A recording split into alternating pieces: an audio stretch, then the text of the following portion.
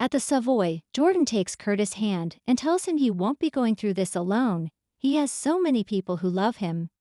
They move in for a kiss, which quickly heats up.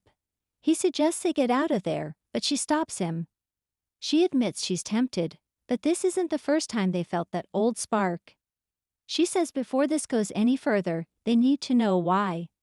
Curtis admits he's always had strong feelings for her, and he still does. She reminds him he also had feelings of mistrust and betrayal, which is what ended their marriage and why he moved on with Portia. They sit down, and Jordan admits she wanted to fight for them when he walked away and into Portia's arms. She never stopped loving him, but also wanted him and Portia to be happy. She needs to know if he's just on the rebound, or are he and Portia really over. Curtis admits he doesn't know what will happen after the DNA tests return, and Greenland really shook things up for him. He wonders what he's doing with his life. He's proud of making the Savoy a success, but is this all there is? He's feeling this isn't enough. Curtis cares too much about Jordan to make promises he can't keep. He asks for some time to figure things out. She tells him once he does, he knows where to find her. At the hospital, Taggart takes Portia into her office and tells her that she can't go off half-cocked about Spencer and alienate Trina. He wonders if she's focused on Trina and Spencer because it's easier than focusing on her marital problems. Portia wishes she could go back in time and tell the truth, and Jordan warned her more than once that deception is what caused her marriage to Curtis to fall apart. Taggart says Curtis will forgive her, and she needs to tell him she loves him before it's too late. He urges her to fight for Curtis. Portia asks what about fighting for Trina? Taggart says nobody can tell Trina how to run her life, and Portia has to let Trina live her life, and she needs to concentrate on living hers. Taggart suggests she stop using Trina as an excuse and focus on her marriage. Portia tells Taggart she can't be the only one fighting for her marriage. Curtis has to want it too.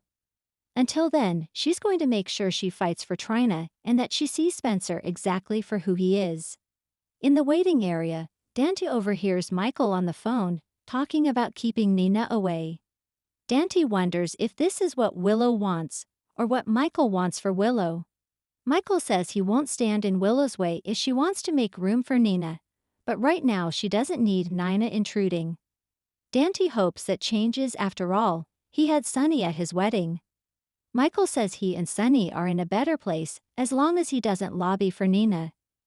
Dante says he's going to do that, as he loves Nina. Michael is hoping Sonny will choose his family over Nina. Dante thinks that might be a long shot. Dante gets a message about a perp downstairs he has to check on, but before leaving, advises Michael not to force Sonny to choose between him and Nina. Outside of Kelly's, Cody asks Scott why they don't just dive for the necklace. Scott notes that involves a lot of red tape with the WSB, and says they still must establish Leopold is his father, and that the necklace belongs to him, which is where the affidavit comes in. He also says that will force the WSB to pay him what they owe him. They head inside and see Obrecht sitting at a table with James.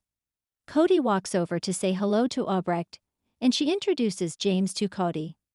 Obrecht explains James is getting ready to go to camp, but that he is a little afraid of horses, which won't make camp easy. Cody offers to help him out seeing he works with horses. He sits down and talks to James about camp, and how much fun it can be. He tells him he met his best friend ever Dante at camp when he was younger. James says Dante is his godfather. Cody is sure James could meet his best friend at camp too. Scott walks over and says the waitress said these cupcakes are for James and sets a box down on the table. James asks if Cody wants one, but Scott says he and Cody have some business to discuss. Cody suggests to James they get a brownie for now, and he'll have a cupcake with him later. They head over to the counter, and Scott sits down. Obrecht asks what is going on between him and Cody, but Scott says he doesn't want to ruin the big surprise. At Crimson's office, Nina shows Sasha the ads for the Deceptor the magazine will run. Nina says she tried their new product and really loves it. As Sasha talks about the ads, Nina has trouble focusing and Sasha calls her out. Nina admits she's been thinking about Willow, and she fears if Carly and Michael have their way, she'll never be in Willow's life. Sasha offers to talk to them for Nina, but Nina doesn't want her to do that. Nina thinks she has enough going on in her life as is. Sasha explains she's been feeling better than ever, and she's going to petition to end the guardianship. Nina is happy for her and can't believe she's closer to her than her own daughter. Sasha calls Nina the mother she always wished she had, and they embrace. Later, Sasha meets with Maxie at the coffee house, who was supposed to be at the meeting with Nina. Maxie got caught up with James and Obrecht at Kelly's, where she also saw Cody. Maxie has something to tell her. She informs her what Cody did for her at the studio, leaving Sasha stunned. Sasha wonders if Cody's still at Kelly's with Obrecht and James. Maxie says he was when she left. Sasha excuses herself to take care of something.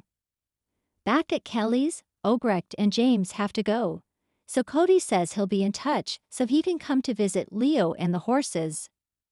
Scott sees Obrecht and James out and offers them a ride.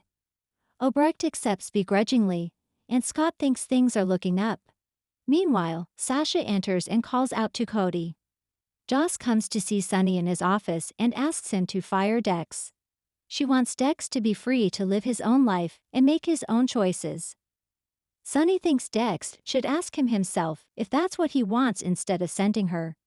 Joss says he doesn't know she's here. Sonny says he's come to an understanding with Michael and would like to do the same with her. She says he can start by letting Dex go. Sonny says if Dex wants it he can come to him and tell him himself. Outside his office, Dex asks Frank if Sonny's in as he wants to see him. But Gladys shows up and tells him to take a number because family comes first. Frank explains he's in a meeting, so she must wait. Frank hands Dex an envelope of cash, which Gladys sees, and says Sonny says he earned it. Joss steps out and Gladys sneaks in. Gladys has a proposal for Sonny. She says there is a line of new products coming up at Deception, and if he invests now, he'll make a lot of money. Sonny asks what is in it for her. Gladys says she was thinking of a finder's fee. He says he's going to have to pass, and this falls into insider trading just like the trouble Carly and Drew are in.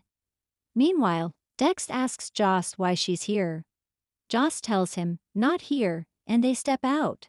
Outside, Joss admits to Dex that she asked Sonny to cut him loose. Dex yells, unbelievable. He says Sonny told him to ask him himself if he ever wanted out, and he can't believe she went behind his back this way. Joss thought he wanted to be free of Sonny. He says she knows he does, and they kiss. They both agree sometimes they may not be able to tell each other everything that's going on, and they have to trust one another.